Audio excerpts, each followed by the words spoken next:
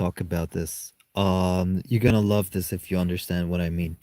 And by the way, no matter how many people agree to a comment or agree with someone's viewpoint, it doesn't mean it's a healthy, non-toxic um behavior. Actually, somebody who might be super toxic might get a lot of attention. Take Adolf Hitler, for example. Very simple. Or anyone, who is because a lot of people are toxic, they accept the other toxic people a lot of times. So here we go. So it was a reaction to the Teal Swan podcast reaction.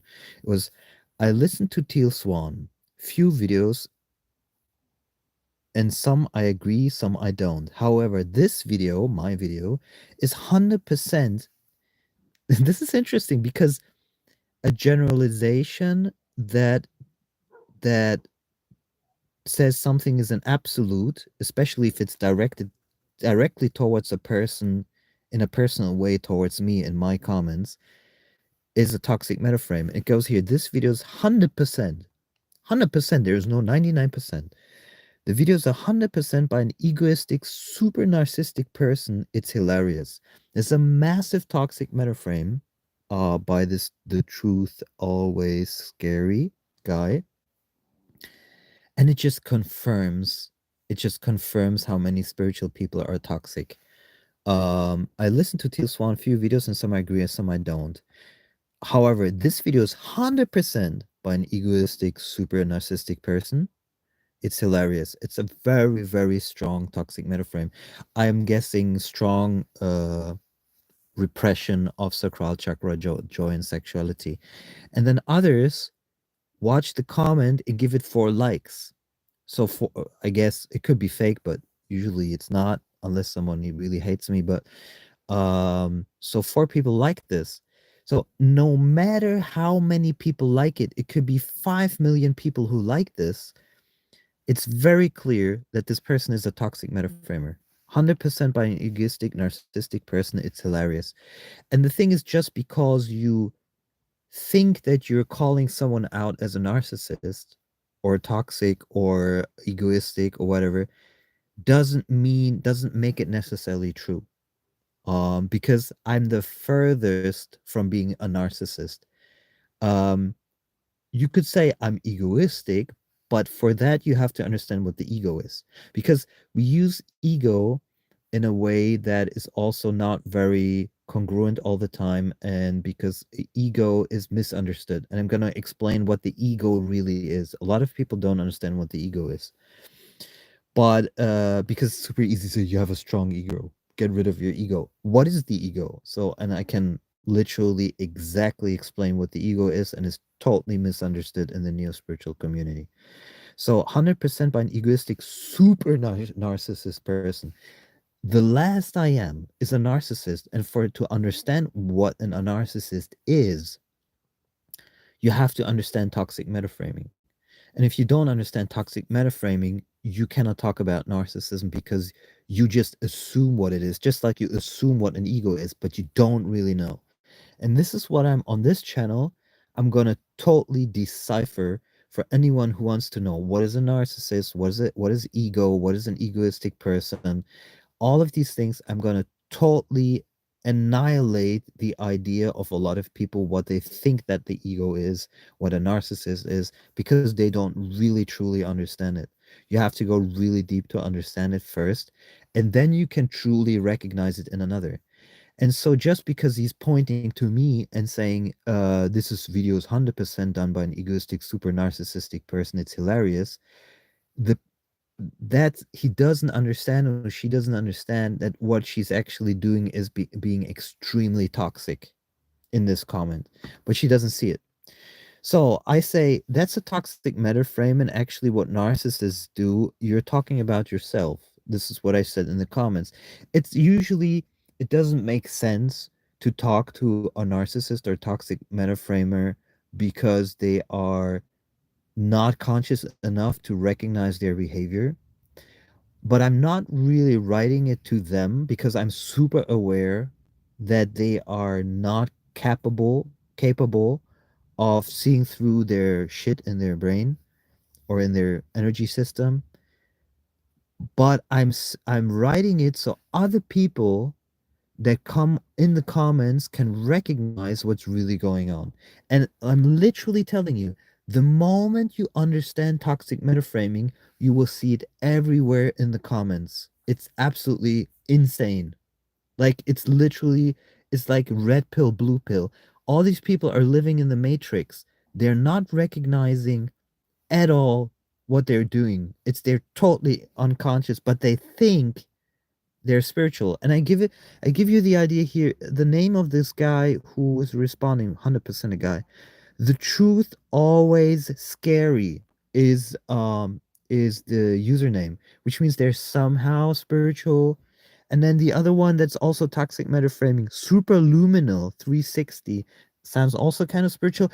And this is exactly what I'm saying in the video, that these neo spiritualists are sometimes the most toxic people. It's super interesting. So let me go into the comment now, and this is mega toxic comment. Lol, I just sucked into the Dreamcatcher crystal woo-woo rabbit hole earlier today. Watching you guys argue the finer points of completely self-invented cosmic LARPing fantasies is fascinating and terrifying. Two people who christen themselves as healer arguing with each other over which one who's more narcissist. Lol. Tantric massage healing sessions, so your cosmic gift is healing women by touching them in intimate way. Ha ha ha.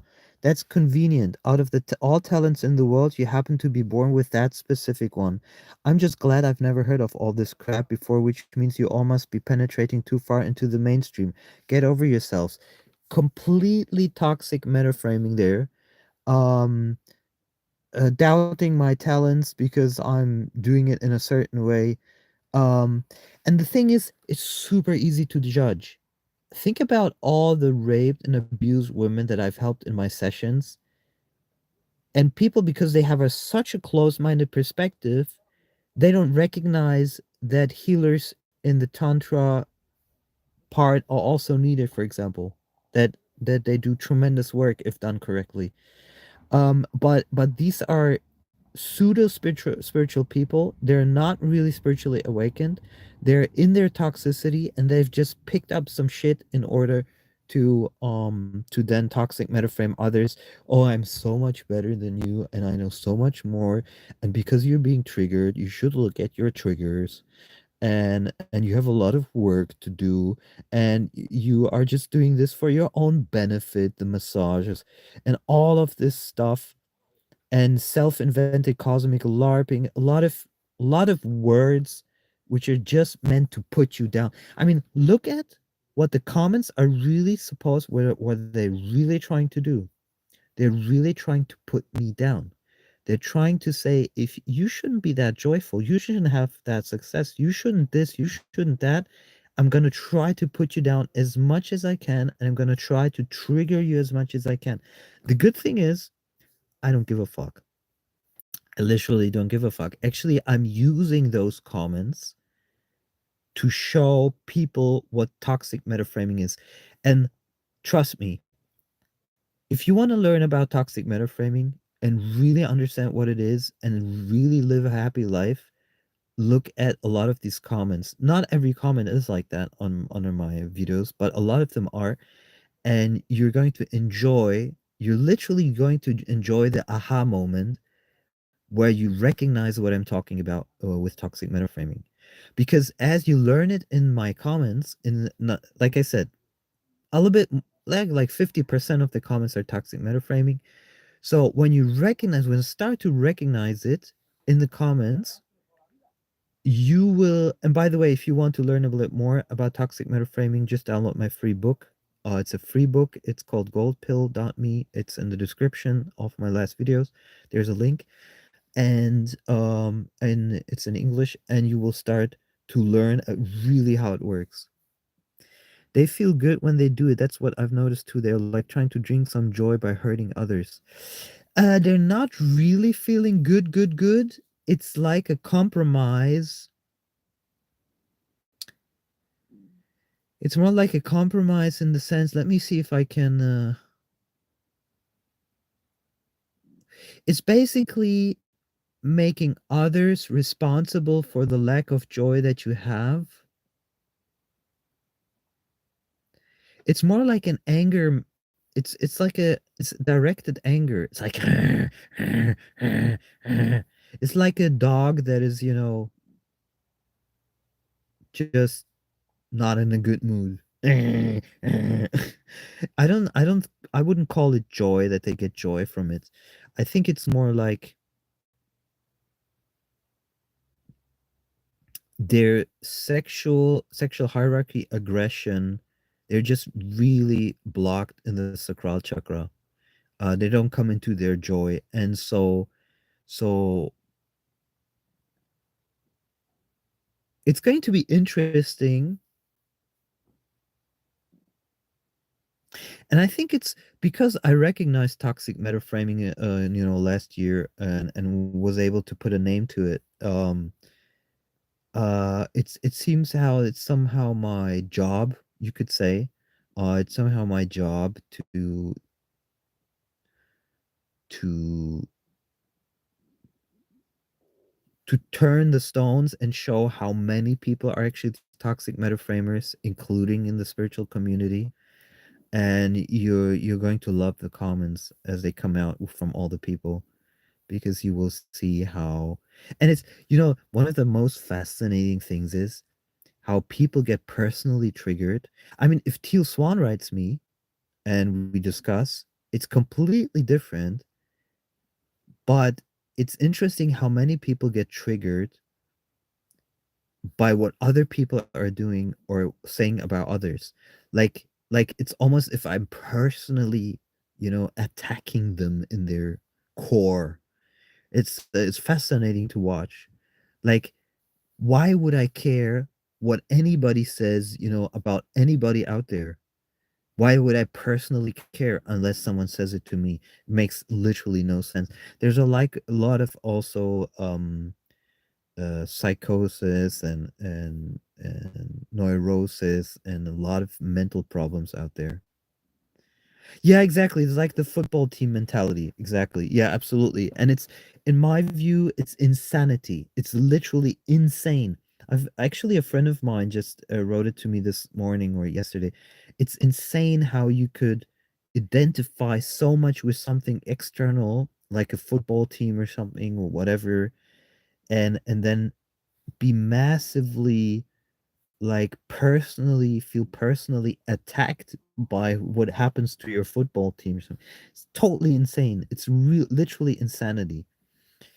And so we're gonna see a lot of toxic metaframes in the comments. And by the way, TM TM for me is short for toxic metaframing or toxic metaframe. So anytime you will see sometimes in the comments when I respond, that's a TM.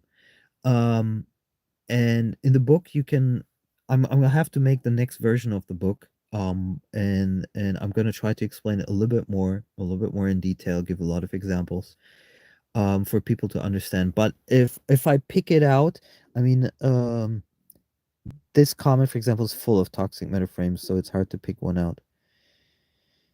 uh for example, I'm just glad I've never heard of all this crap.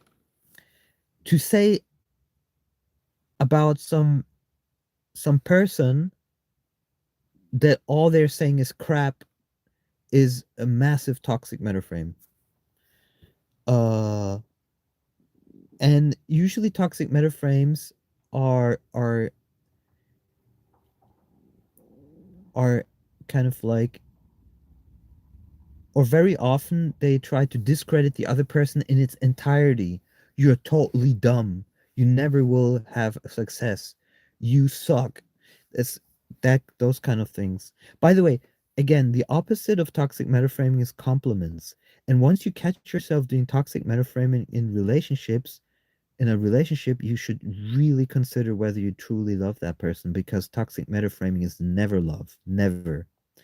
So when you catch yourself or the other person in a relationship doing toxic metaframing, ask yourself truly, do I really love this person?